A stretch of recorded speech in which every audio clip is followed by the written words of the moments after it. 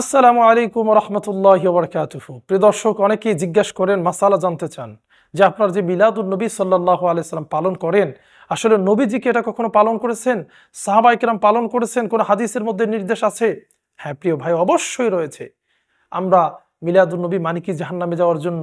নামাজ রোজা করে আল্লাহর নির্দেশ পালন করে শীতের দিন ঠান্ডা পানিতে ওযু করে এই মিলাদুন নবী পালন করে কি জাহান্নামে যাওয়ার জন্য? নিশ্চয়ই যদি কোরআন হাদিসের মধ্যে এর কোনো অস্তিত্ব না থাকতো, এর কোনো নিষেধাজ্ঞা কেউ দেখাতে পারতো, তওবা করে আমরা ফিরে আসতাম। কিন্তু দেখুন, এই সহিহ মুসলিম প্রথম খণ্ড, এই প্রথম খণ্ডের মধ্যে রাসূল করিম সাল্লাল্লাহু আলাইহি ওয়াসাল্লাম নিজে নিজের জন্মদিন পালনের ব্যাপারে সাহাবায়ে কেরামকে উৎসাহ দিয়েছেন। এই সহিহ মুসলিম প্রথম খণ্ড মূল কিতাবের পৃষ্ঠা নাম্বার হচ্ছে 368 নম্বর পৃষ্ঠা। 368 নম্বর পৃষ্ঠার 1 2 3 4 5 6 7 8 9 নম্বর লাইনের মাঝখান থেকে হাদিসটি শুরু হয়েছে। আমি হাদিসটি আপনাদেরকে পড়ে শোনাচ্ছি। আন আবি কাতাদা রাদিয়াল্লাহু তাআলা আনহু আন্না রাসূলুল্লাহ সাল্লাল্লাহু আলাইহি সাল্লাম সুইলা আন সাওমিল ইসনাইনি ফাকালা ফীহি উলিদতু ওয়া ফীহি উনজিলা আলাইহি।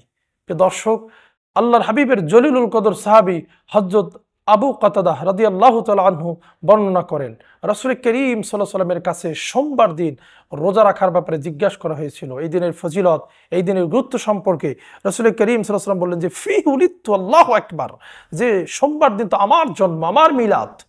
সোমবার রোজার ফজিলত বয়ান করতে গিয়ে নবীজি বলেন যে সোমবার তো আমার জন্ম, ওয়া ফীহি উনজিলা আলাইহি, এবং এই দিনে আমার উপরে কোরআন অবতীর্ণ করা হয়েছে। প্রিয় দর্শক, আপনারা শুনলেন, জানলেন যে রাসূল করিম সাল্লাল্লাহু আলাইহি ওয়াসাল্লাম তিনি সোমবার দিন সাহাবায়ে কেরামকে রোজা রাখার ব্যাপারে উৎসাহিত করেছেন যে এই দিন হচ্ছে আমার জন্ম। অতএব নবীজি রোজার মাধ্যমে নিজের জন্ম পালন করেছেন। আমরা যদি নামাজ, রোজা, দান, সাদকা, গরিব দুঃখীকে খাবারের আয়োজন, ওয়াজ মাহফিল, দোয়া দরুদের মাধ্যমে এই দিনকে পালন করি, তাহলে সেটা কোনোভাবে নাজায়েজ, হারাম কিংবা বেদাত হতে পারে না।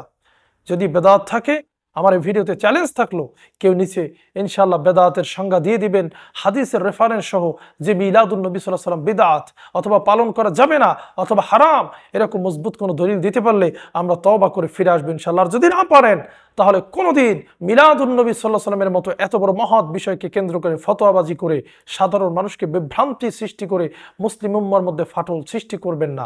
আল্লাহ পাক সকলকে বোঝার তৌফিক দান করুক, আমিন। আসসালামু আলাইকুম ওয়া রাহমাতুল্লাহ।